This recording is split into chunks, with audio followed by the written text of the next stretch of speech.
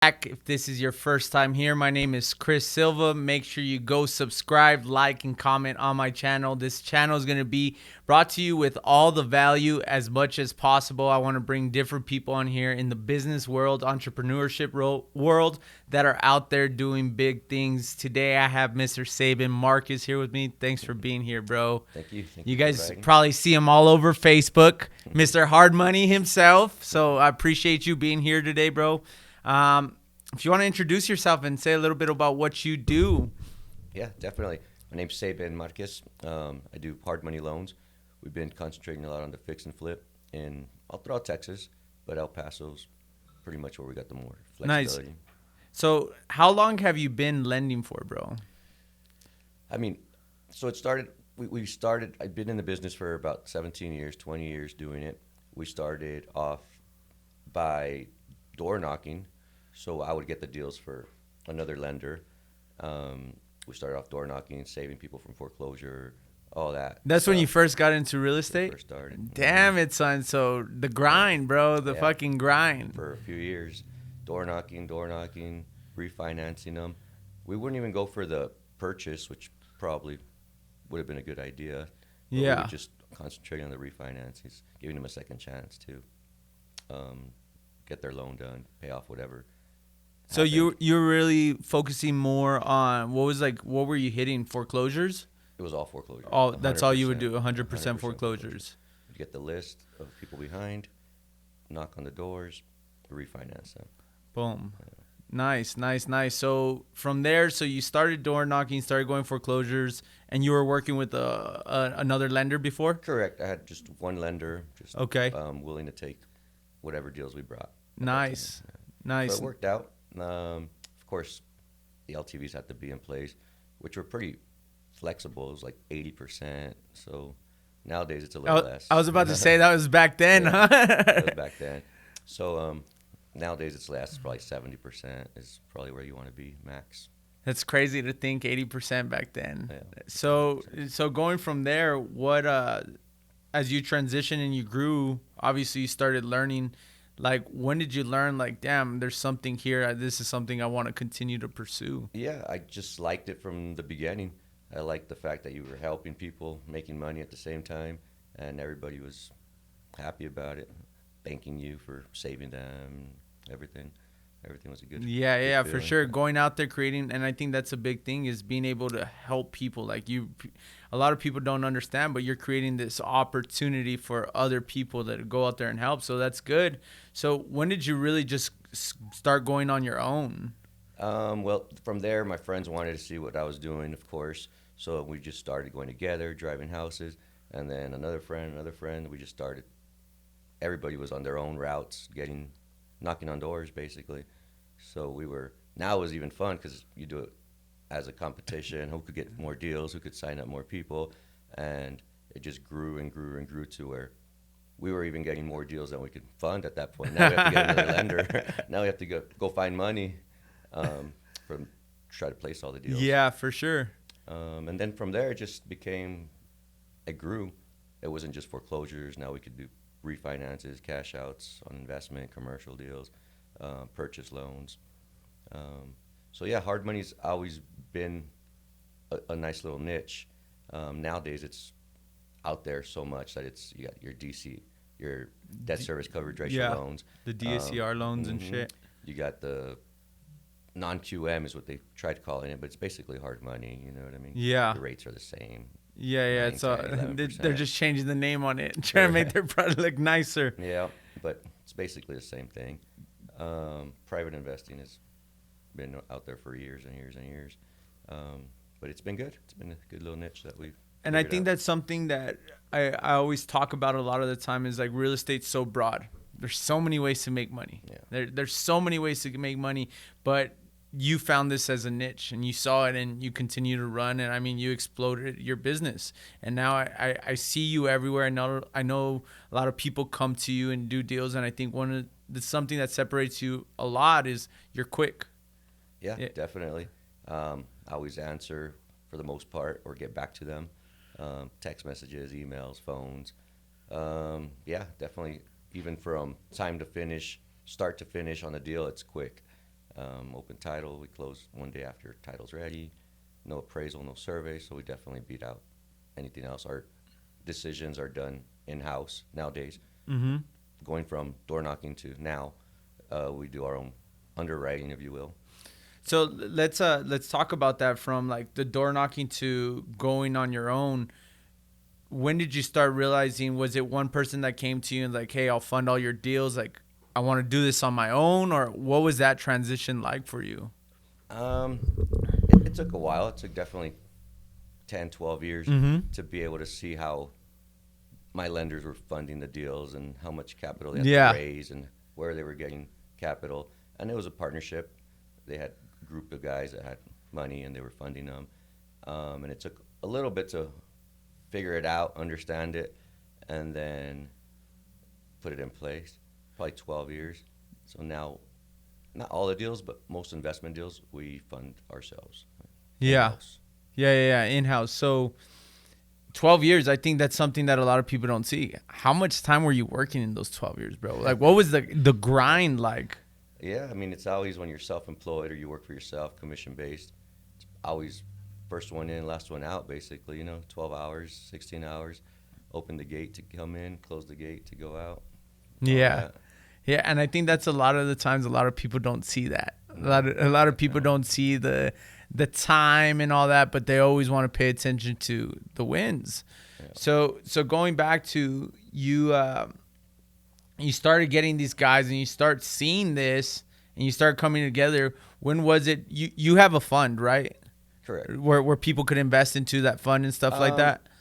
Is it open? Is it not? Or No, we don't really do it that way. Like Okay. I never wanted to have people's money in my account. I see. So it's more of a deal per deal basis. I send them the deal, they like it, we fund it, and then I send the wiring instructions, everything. Nice. Yeah, Nice. so I Nice. never wanted to create that fund. Went to classes and all that, how to do it, but I didn't want to. It wasn't. No, I just rather it be one deal at a time, and they fund it. And So it's is that worked kind of what you're doing? Like you look at it deal per deal, and then you're like, okay, you shoot it out. Whether you want to do it in house or you don't, it's kind of you share it with everybody and see. I don't share it with everyone. I didn't like that either. I'd send it to you. Do you like it? No. Then I'd go to you. Do you like it? No. Do you? So one at a time. I don't want to get two yeses ever. I never want to get two yeses. And why is that? What's the importance of that? Just the relationship, and I don't want them to see, oh, this guy's a fake, or he brings me a deal and pulls it away. You know what I mean? Like, no, I just rather, even if I have to wait 3 days for them because they're out of town, and I just want to hear that no. Yeah, and then for send sure. it somewhere else. So I think that's something that I want to dive deeper into, relationships. I mean, you've built a lot of relationships to be able to get to where you're at. How important are those relationships to you, man? Yeah, that's probably the biggest factor of the business, is having those relationships. I mean, I still work with the lenders that I had when I started 17 years ago because of that. They know I'm not just sending them a deal or just to make some money on it. You know what I mean? Some bullshit. Some bullshit. Yeah. So I mean, they're smart individuals. They weed that out real quick. Yeah. So I knew that I had to do it right from the beginning so that there could be longevity. I'm not just trying to make that money once. I'm trying to make it 1,000 times. And I think I see that a lot nowadays is where people get stuck on the first deal. I want to do this deal, and they'll do from left to right. And I think relationships is something that real estate is all about. Yeah, definitely. Especially in our small community, word gets around real quick if there's a bad relationship or something that was done wrong, or you did someone wrong or whatever. So I was talking to somebody about that, is like, you burn one person, other people are going to hear about you. Yeah. All the time, because that community is tight. It's tight. So nice. So lending, what are hard money lenders typically looking for when they're in your company, in your business? Yeah, definitely. We're totally asset based, so we don't even get appraisals because we know the values of something just by looking on the MLS comps or anything like that. Mm-hmm. So the appraisal doesn't really do us much. ARV and all that. It's asset based, so it's 70% loan to value, more or less. Sometimes we go over based on the borrower's experience. But fairly simple. I mean, 10% down. We always want to have skin in the game. There's companies that may do 100% financing.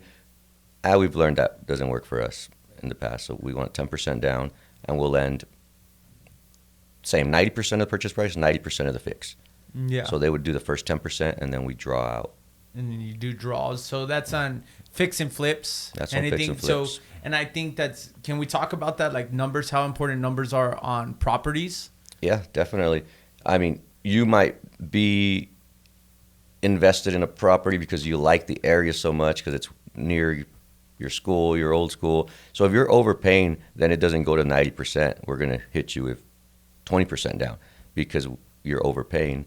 And we'll tell you, I think you're overpaying, but you never know. You might have some other sentimental value of this area that you want that house. The park across the street or the school. Whatever it is, there's something. You're going to have to put more down payment on that because you're overpaying a bit. But yeah, we always want to be safe and conservative so that we don't fall into foreclosure or just go into those problems where we overfunded. Yeah, for sure. So you said something before we got started as far as like you're not seeing a lot of foreclosures on your side on what you're funding. Do you think that's because of where we're at in the economy, or do you think that's more on you're more experienced now versus where you were 5 years ago on like the lending of the deals, or what do you think? Yeah, I think it's a combination of both. We definitely are aware of where we need to be, where our numbers need to be so that we don't fall into that trap. And if we do get the house back, we just relist it. We don't even bother fixing it no more. We just relist it and give an opportunity to an investor to finance it. So there's still room for that investor to pick it up and fix and flip it. And also the economy, yeah, our investment, it's pretty good still in El Paso. Like the whole retail and investment, we have a good market for it still. So values are going higher. We're kind of testing that. Are you seeing more people borrow now? Last year, 2023, yes, definitely. And not just for fix and flip. It was for all aspects. New houses, a lot of new houses. Most fallouts from mortgage companies to try and go conventional. They will use me as a second look lender because they got denied. So we get a lot of that type of business. Nice. So has that picked up in your business for you? That did pick up last year extremely. Yeah. That's badass. Yeah. That's good. Congratulations on that, bro. Thank you. Because I feel like that's just like another piece of the pie. Yeah, that was definitely another avenue of just being out there and be ready for that fallout. And the pressure's on at that point because they've already had that contract for, I don't know, 30 days, 45 days. So now it comes to me and builder wants to close tomorrow. Yeah. But we need at least 7 to 10 days. So disclosures and just everything. But you're ready to move at that point, right? Yep, definitely. And that's for most investments, commercial deals, anything that goes for. Cool. So going back now with rates being so high, obviously hard money increases. Are your rates going up as well? We went up 1%. We stayed at 9.9 forever. We barely went up to 10.9 a couple months ago. And why is that? I mean, it just had to be. It just had to be. I mean, rates should be 13.99. And that's what I'm saying. You're seeing a lot of hard money. They want to be 5+ prime, 6+ prime. So that's why it needs to be at 13.99 to be able to be that. But no, we just stayed at 9.9, 10.9. Just we felt that was where very competitive, and that's where the market needed to be for us too. I think that's super competitive. Yeah, I think that's super competitive because I mean you're just seeing a lot of people and I think all over the country. Like I think all over Texas as well too. I mean these out of town lenders and stuff like that as well. But that's super competitive. Now, are you seeing a lot of people from Texas come in and try to ask for funding and stuff like that, or do you just try to focus here in the backyard? No, we do. We probably 80% is here in our backyard, but we have relationships with brokers in Houston, San Antonio, big metro areas. We get a couple deals a month from them. Just same thing, fallouts that they need someone to clean it up Yeah, for and sure. close it. I mean, so at least for me, but I don't know how you feel about this, but like fallout stuff like that, like if someone else didn't fund the deal, does that mean you don't want to fund the deal, or are you more cautious when you're looking at that deal, or No. when someone's like, I need to close tomorrow? Like, I always get those people that want to close right away. It's like, what happened here? Maybe if it were with a hard money lender and then that happened, then yeah, we'd probably have to look into it, take a deeper dive in it. But if it was a conventional loan, I see. No, because I mean, banks are denying Yeah. deals for common sense things. Yeah, for sure. Nice. So going back to the deal flow and stuff like that, do you feel like more people are borrowing money even with rates high? Well, I guess it's for you, the rates are still the same. Yeah, I think it's been steady. So the people that come borrow from me already know they're going to get a high rate because either they're self-employed and they have too many deductions on their tax returns, or they're just not bankable for whatever. Or some don't even want to bother with the bank and give them all their information. So we have a lot of foreign nationals. We have a lot of business owners. So they kind of already expect the higher rate, the 9.9, 10.9. So they're good with it. And they always have an exit plan as well, whether it's to pay it off quicker, 2-3 years, or refinance. So Nice. And I think that's something that the audience needs to like see and understand, that is like sometimes the high interest is just an entry. Doesn't mean necessarily it's an exit. And you said that sometimes these people have exits. yeah, and it's good to show them knowledge and give them an exit strategy, like whether it's less deductions next year on your tax returns.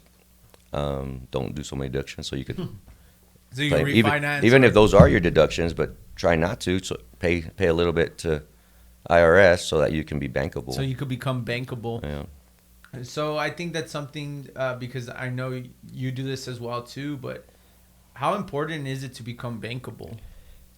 Yeah, I mean, it's very important. I mean, once you have the power of the banks, you could leverage $10 into 1,000. You know what I mean? And that's kind of what I want to go into is the note game, like the leveraging the notes is when interest rates were 2%, 3%, 4%. Yeah. How good was that for you? Yeah, it was definitely very good. I mean, your returns are double.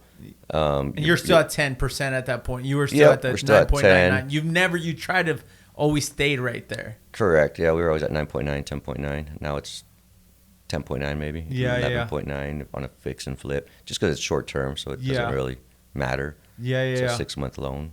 Okay. But no, definitely as far as leveraging, yeah, you basically could leverage 4 or 5 times the amount that you have. So when did you realize, like, when was that aha moment? Like, well, maybe the aha moment. Did you have a mentor? Or did someone tell you this, or? It was probably from the 12 years of learning. During that stage, just learning and seeing how they did it and everything.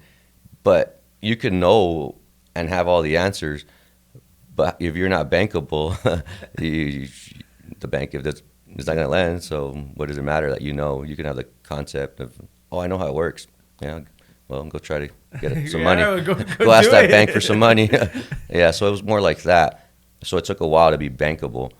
You know what I mean? So over 12 years. Over 12 years for sure. Over 12 years. And then they could lend you a little bit, but by that time the banks kind of had heard about our company and about what we do, so they knew we were knowing what to do.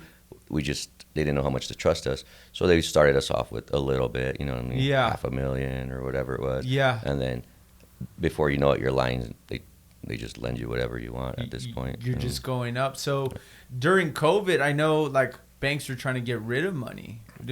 Were they like doing that too? Was it like a lot easier?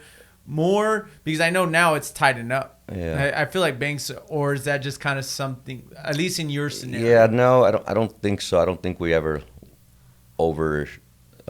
reached our limit or anything.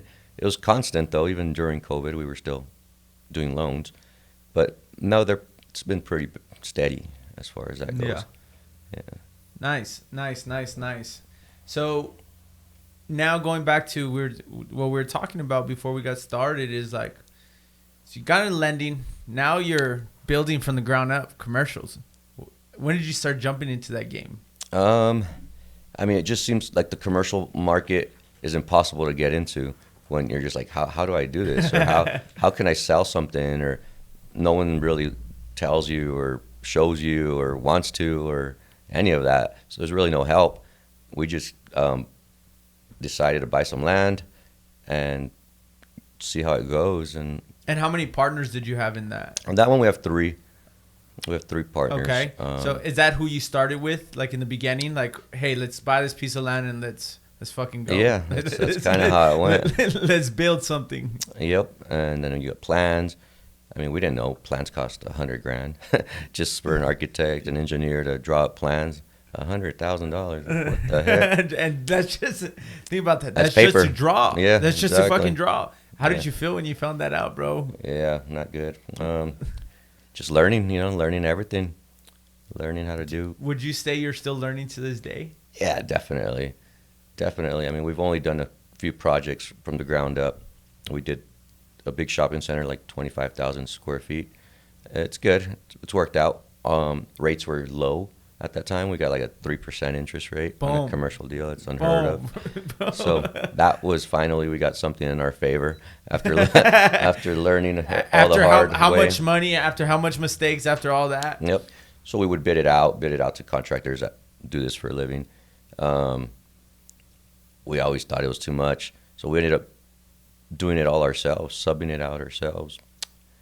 Yeah, it was crazy. That's where the work came in, huh? It was crazy. Well, yeah, you learn more, I guess. Yeah. But at the end of the day, it's the same thing. You might as well just let the company do it. Yeah. We just thought we were going to save. If anything, we probably made mistakes and even spent more than what a professional would have done. But you see you saw the process We did. all the way through. We saw the now. process from the vendors to the roofer to the HVAC guy to the electrician to the plumber, every single thing. So it was good. It was good. But yeah, no, definitely. I think we leave that to the pros and let them build it out. Yeah, bid for it sure. And build it out. So now, moving forward, now that you're in this game, you're doing the lending, you're doing all that stuff. What do you see for yourself in the next 5 years?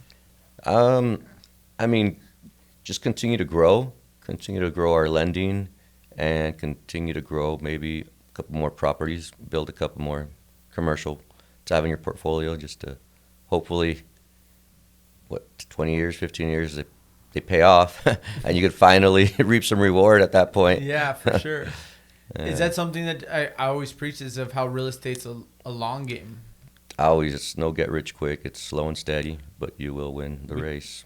And you will win. Oh, it's a marathon. You see, I mean, because I see, especially on social media, I always talk about social media being like this perspective of people wanting to jump in this game because, oh, I could get rich. I could go do one wholesale, or I could go do one deal, or I could go lend, or even I want to become a real estate agent, or just the simplest. Yeah. But not realizing that there's a long game. Definitely long term. No get rich quick.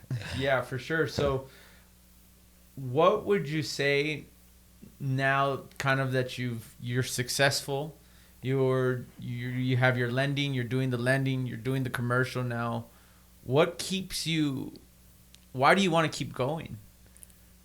I mean, you just love what you do, you know what I mean? It's addicted to the job, basically. Yeah, it's just it right there. And growth, I mean, at the end of the day, we probably won't see all of it. It's now left to your heirs, you know what I mean, your children and family or whatever. But that's kind of what it is at this point. And I think you and I had this conversation at one point at the hotel. It was we were downtown at an event. It was like a investor event or whatever. And we're just talking about the grind, like how we're on our laptop in the middle of the night, just like an obsession. Yeah, definitely. You become obsessed because you love what you do. Do you think it's more because of the money, or do you think it's just more because of the growth and the opportunity that you have to be able to do so much more?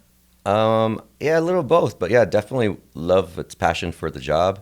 But yeah, money's good too, but it's not always, it doesn't always turn out to be that way. You know what I mean? You could work on a deal for a long time and not get anything. But no, just the continued grind to not fail. Like they say, right? Success is rented. You know what I mean? If you get comfortable, it might be gone, or someone else might take your business or whatever the case is, you know. For sure. Success is rented, bro. And I think that's a lot of the times fucking people don't fucking... Yeah, you can't get comfortable. They get comfortable. And the minute you stop is the minute you start dying. Yeah, and the bills don't stop. You've already got so many... You grew this much to have this much expenses, so then you get comfortable, then your expenses are going to overpass. It's going to overpass, and then make, boom. Yeah. Then you go into depression. Then you're sad, and you're like, then you're sad, bro. No time for that. There's no time for that. So going back to, what was I going to ask you? There's something that I think I wrote it down, but going back to the fix and flips, that's what I was going to say. When was the last time you fixed and flipped a house? I got projects right now. Okay. We've done a couple in California. Let's talk about that. I want to talk. I know you had bought something out there. Yeah, we bought a beautiful house on the hill, exclusive area. Fixed it, flipped it, and we lost money. I mean, that's I remember you, and I want to go into that. So when you first, I think it's important for us to share losses like that, because people don't realize the fucking risk that goes behind it, the sacrifice, the money, you're putting up all this energy just to finally say, I'm done. Like I'm tapping in. But when you first bought that house, we bought it for 1.2. Retail should be $2 million. The market in California is like up and down every month. It's up, down, up, down. It's like a roller coaster. So you just... Had you ever invested in California before? No, and especially not at this high. Yeah. We've seen a lot of properties at lower 500s, 400s, but we saw that this was the opportunity to just go big, and we did. Rehab was about $300,000. Made it new. House is beautiful, overlooking the ocean.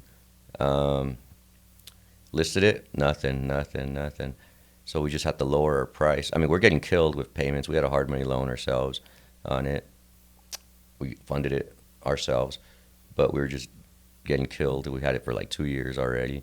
So our profits went real quick. Yeah, for after sure. Interest, and we ended up selling it for 1.65 or something just to get rid of it at that point. Yeah, you're like so done. We didn't even break even. We lost about 110 maybe. $110,000 you lost. Yeah. And see, I think that's something that people don't realize.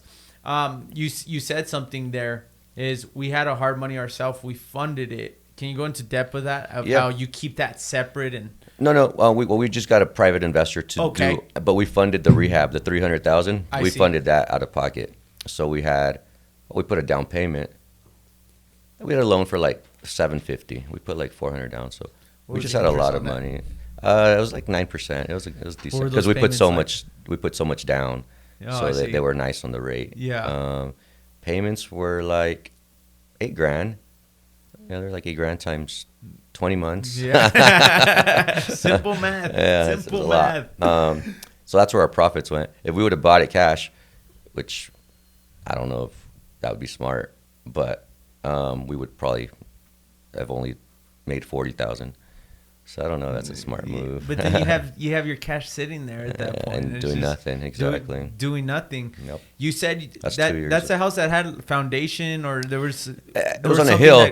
So, I mean, they said it had foundation issues, but after learning the market more, they're like, we're on a hill. Every house has foundation issues. You know what I mean? Like moves or just, I don't know. What do you think it was? Yeah, I'm sure it had foundation issues, but what do you think why the property didn't sell? Good point. I don't know. I think we just hit the interest rates had just gone up, and then the market kind of went down. So just bad timing. Everyone was leaving. Bad timing. Leaving California. Basically, yeah. We just bought another one a few months ago, and by the beach too. It was 2-bedroom, 1 bath, 900 square feet. For $480. Someone wholesaled it to us. And they were upfront with it. We got it for 420. We're assigned to 480. All right, well, fair enough. Let's do it. So we bought it for 480.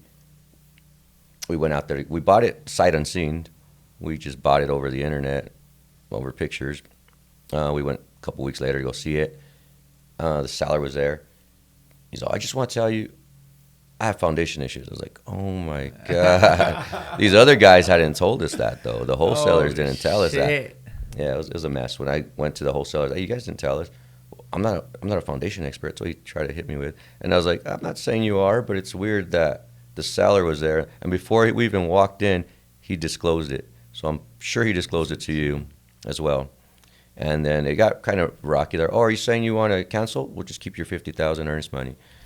And it was like, what? I was like, I didn't say that. I'm saying you didn't disclose. And that's one thing I want to make clear, bro. It's just like there's fucking wholesalers out there, and there's nothing wrong with wholesaling. If you're out there hustling, doing it. Yeah, I wasn't worried about the $60,000 that they told me up front that they were making. I was like, cool. It's still a deal for me. I'm happy that you're saying that because it's not about the fee. It's about if the deal makes sense, it makes dollars. If the deal makes sense, it makes dollars. That's the reality of it. But something like that, and if the seller was willing to tell you right up the back, bro. Yeah, they should have told me.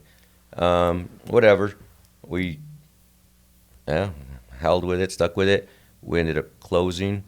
And then our strategy after that was let's wholesale it ourselves.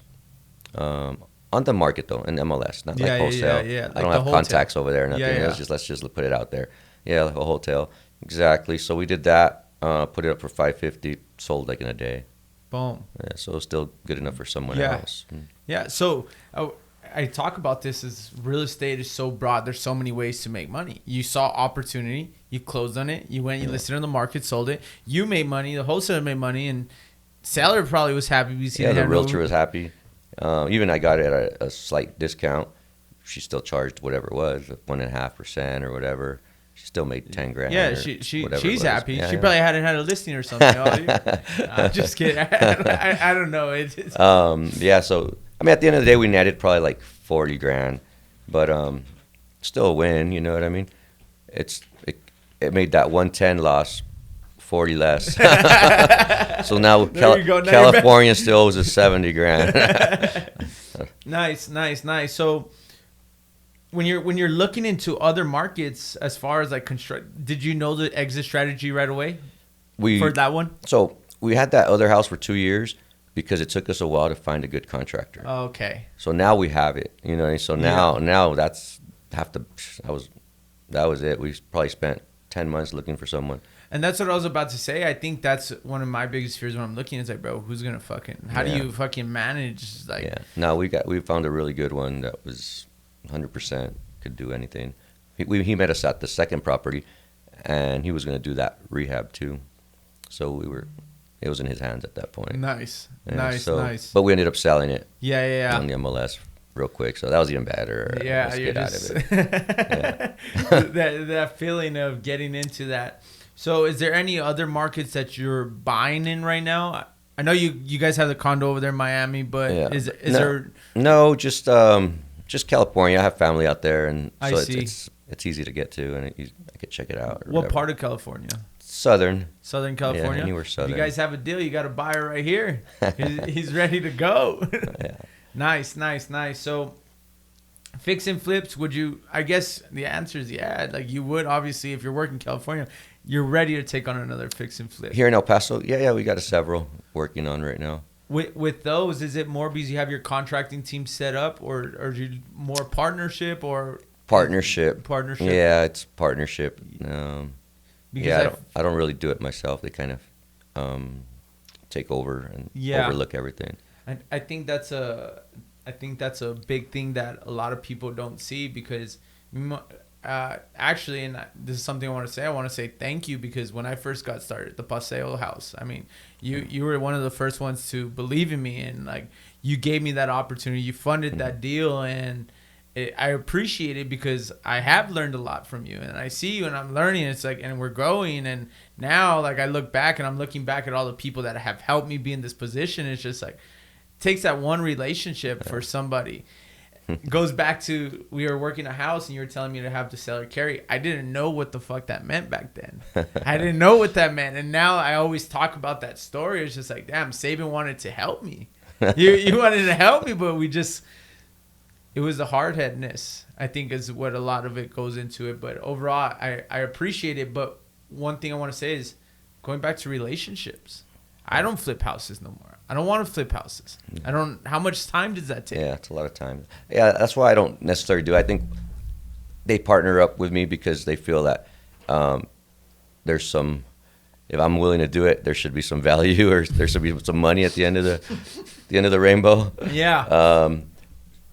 And I mean, yeah, I do it because I agree and that there is some value in that property. Mm-hmm. And right now we're testing out values, like something that should have sold for 150.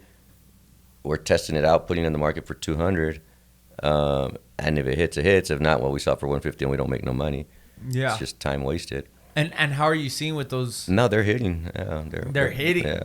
Duplex appraised for 310 or something. Damn. Yeah. Damn. I know. When that duplex, I don't know, 3 years ago, before COVID or during COVID, probably would have gone for 220. You know what I mean? Yeah, for sure. And I mean, So. if you've obviously 17 years, you've seen markets ups and downs. Here in El Paso, what's something that you see here in El Paso that's different than everywhere else? Yeah, definitely. El Paso's a hidden gem, right? Our values have gone up, I don't know, 40% maybe in the past few years, but it just corrected the market for the past 20 years.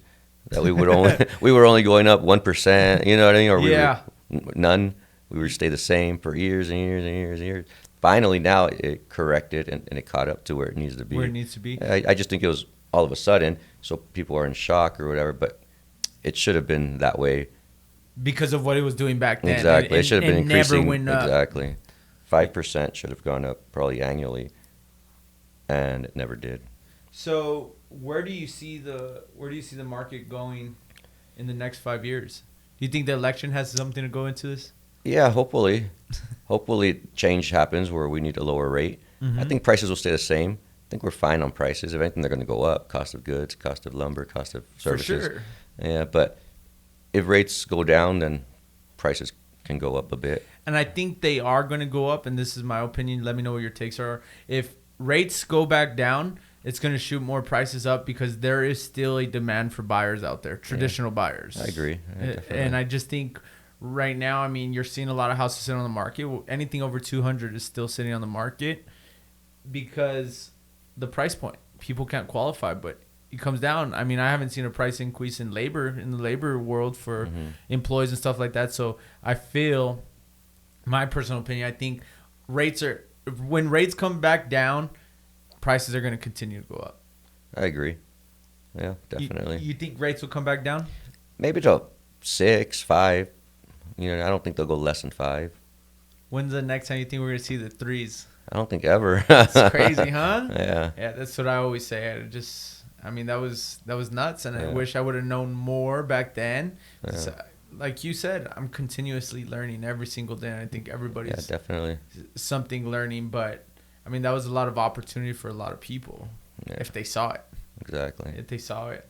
So now, as you're growing and you're scaling, what are you doing for your business to scale? Because I know you still have your number everywhere.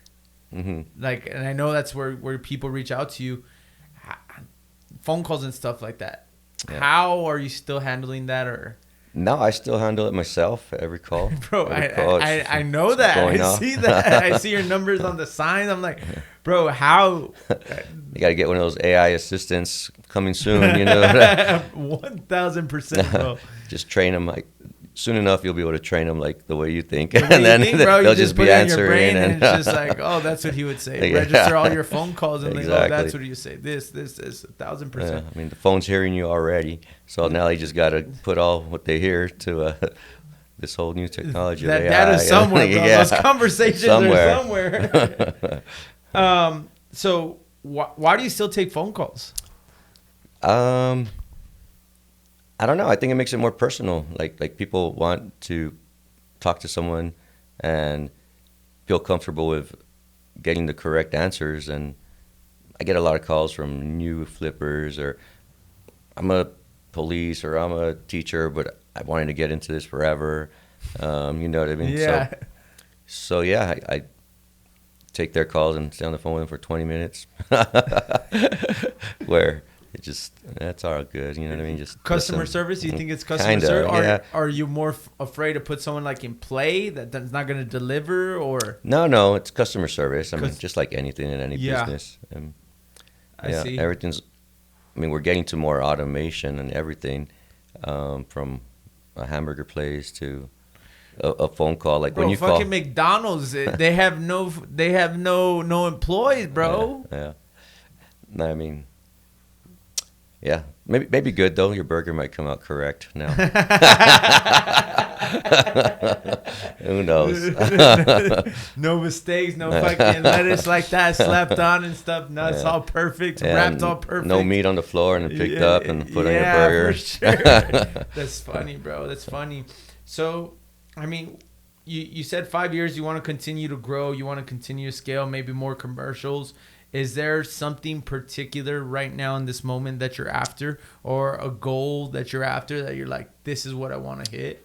Yeah, not number-wise, but we're working on a couple projects. Next project is probably storage sheds, storage units. Okay. Yeah. You want to Build those build from out. the ground up, or you want to? Built from the ground up, yeah. Okay. You guys have like a location in mind, or? We do, yeah. Already spent for plans and all that jazz. You're just another $100,000 real quick. Yeah, exactly. Yeah. And Okay. it might just be an idea that doesn't go nowhere. Yeah. Or maybe you could sell that idea to someone else that For you sure. already have the plans, you already have the land. Just sell the whole package to How somebody. many units? It's 350 on 5 acres would be phase 1. Okay. Yeah. How many phases? 2, there's 10 acres. It's a 10-acre track. Okay, cool. Nice. Have you ever been in this? No, never. Never, but it's real estate related, so it's tangible. I see a lot of people in that game. Like, it's, again, another niche. Yeah, definitely. Another niche. And I see there's so much value in those. Obviously, you guys are doing it so you guys see it. Yeah, I agree. We did pay some money for a feasibility study where a professional does all the market research for you, basically, to see if it's sustainable in that area and if it would lease and all that. What do you plan on? Is there number projections for it? Not really. Not yet. I mean, to build or? No. As far as what you guys plan on renting them out for? Yeah, I think it was like, average was like 150 for 10 by 20 or something like that. 350 units, $52,000. If they're all the same, right? Obviously. Yeah, they're all different, but yeah, that's an average. So yeah. And think about this though, overhead. Like, what overhead are you? Exactly. What overhead are you guys gonna have? Probably one person for customer service. You know what I mean? And it's gonna be AI.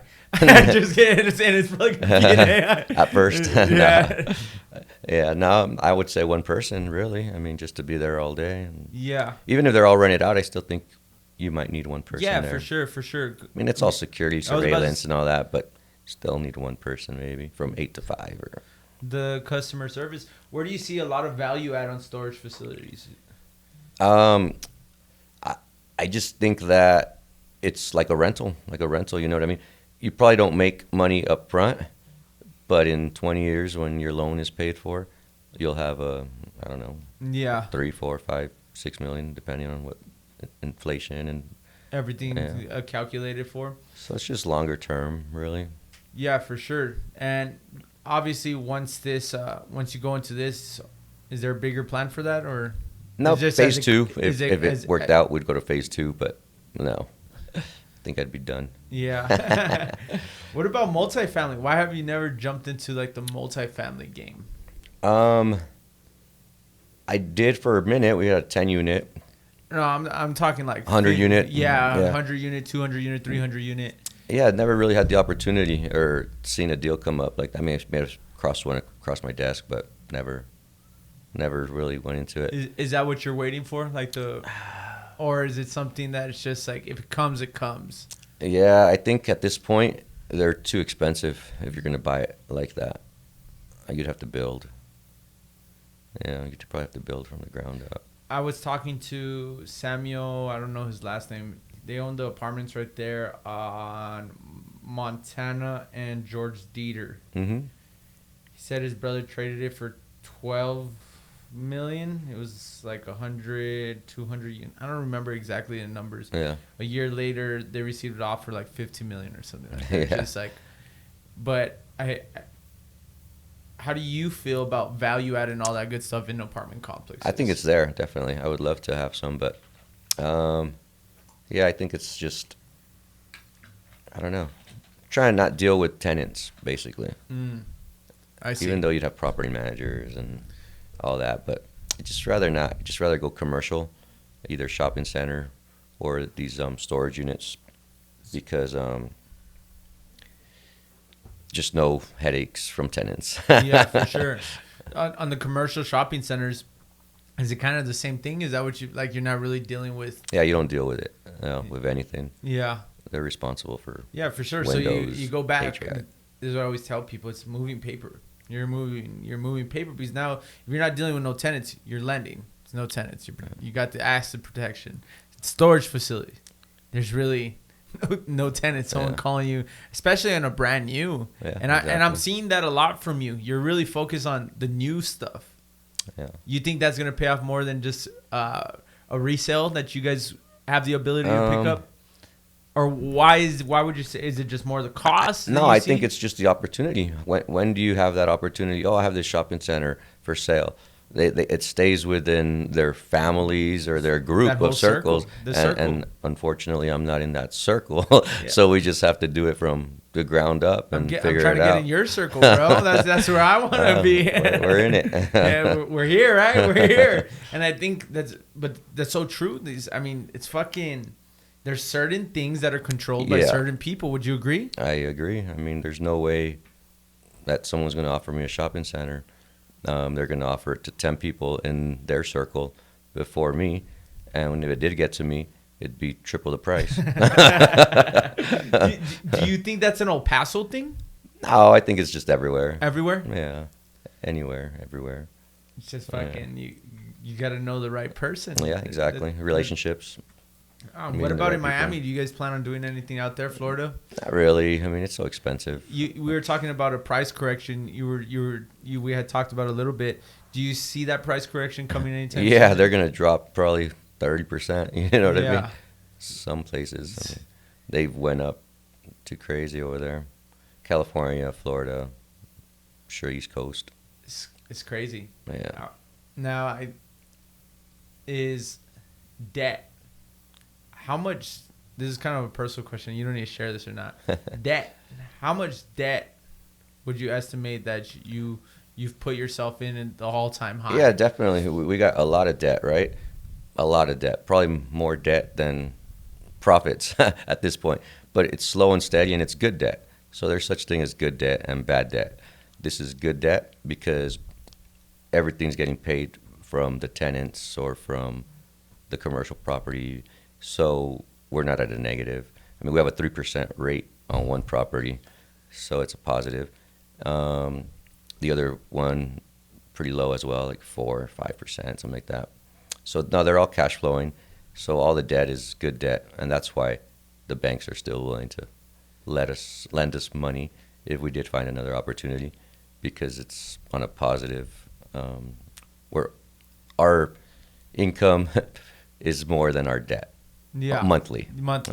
And then eventually, once it's paid off, well, then it'll just be all profit. We'll need to look for places where to put that money so that you don't pay IRS all those capital gains. The capital gains and stuff like Correct, that. right. Absolutely. And I ask you that just because, again, it's that misconception of I don't want to get into debt. Yeah. And you're talking about good debt. Good debt is debt serviced by other people. Correct. And it goes back to what we were saying. If you get comfortable, then that debt could eat you up in one month because it's so much debt, and that payment's so expensive that if you get comfortable and you decide not to make that money or keep answering the phone, or that debt will swallow you. It'll eat in you. months, It'll eat you in a alive, few bro. months, You'll yeah. be depressed the next day, bro. You just, Yeah. I mean, and you see it. Yeah. I mean, I'm pretty sure you. I mean, you've been in the game a lot longer than I have. I'm pretty sure you've seen people come in and go out. Yeah, definitely. I mean, yeah, you've seen it already in your time that you've been in it. So, For sure, yeah. all the time. And I mean, it's just people. One, they can't overcome it. Two, they're just over leveraged. Three, I mean, whatever the excuse is, they get comfortable. Yeah. They start living this life that it's just like, oh, I hit it one time, or I hit it 2 times, and it's just like, bro, wait till you get your losses. Wait till you see and you get comfortable, and then they're in and out. And wait till you do your taxes. Oh, bro. You know what I mean? You owe X amount. 1,000%, bro. 1,000%. Anything else that you would want to share that someone could take from a hard money lender perspective, from a lender's perspective? Yeah. You do all loans, right? Yeah. I mean, leveraging is king. You know what I mean? You might say, oh, it's 12%. Once they tell me that, I try to explain to them, like, yeah, it's 12%, but you're going to make 6 payments. Hopefully 3, 4, depending on how fast you're going to get out of this fix and flip. But, yeah, sometimes you get that 1 out of 10. Oh, 12%. I'd never borrow at 12%. Well, all right, no problem. You know what I mean? Someone else is going to take your opportunity. And at the end of the day, you're going to make $20,000 after you fix it, flip it, pay everything, pay realtor. You're still making $20,000 in 4 to 6 months, and that's on one deal. You know what I mean? That's somebody's salary. That's somebody's yeah, salary. I mean, do 2 of them, and yeah, you're at $40,000. And half the time, these flippers have another job, so they just think 12% is outrageous, or you can't be scared of the 12%. That you got to leverage it, use it to your advantage, and if the deal fits, you'll come out positive. Leverage is king. Leverage is king if you're leveraging in a good way. Yeah. Now, just besides the rate, like the rate is just right now. This is what's going to get you in the game. This is what's going to allow you to do leveraging money. But what about leveraging relationships and stuff like that? How important is leverage just overall in life? Yeah, definitely. It's big. You want to be able to share and share experiences, share losses. Why have you do that same mistake if I already did it? Like, I just paid $12,000 for that mistake. I'm gonna save you here. Yeah, for sure. Yeah. And I think that, again, it's just going back to relationships, and the more value that you're able to provide, the more people that you're able to help, the more opportunity you create. So, bro, I appreciate you coming on today. Thank you. Thank you for having me. I think that's one of the biggest things, that there's people out there like you that are willing to help other people. Someone that you're still answering your phone. You're still picking up your phone. Somebody needs a loan.